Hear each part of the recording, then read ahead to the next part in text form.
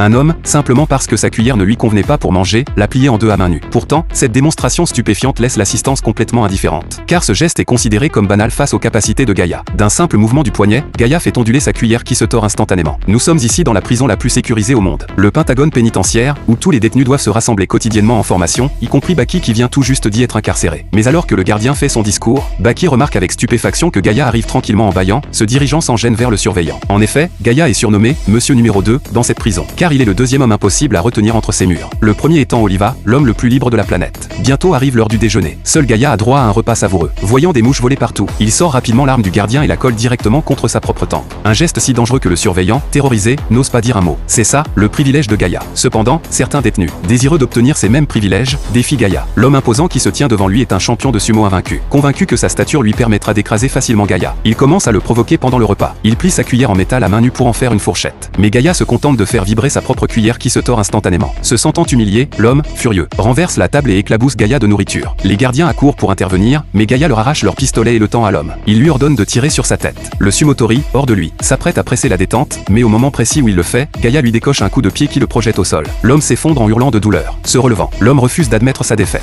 Le sumo étant sa spécialité, il propose à Gaïa un combat de sumo. Dès le début du match, l'homme tente de soulever Gaïa, mais quels que soient ses efforts, Gaïa reste immobile comme un roc. Constatant la faiblesse de son adversaire, Gaïa lui assène une gifle monumentale. Le tympan de l'homme explose instantanément. Gaïa arrache alors l'un de ses propres cheveux et l'insère dans l'oreille de l'homme. Le cheveu s'enroule facilement autour de la cochlée. D'une légère traction, l'homme s'écroule au sol. Gaïa remporte le combat.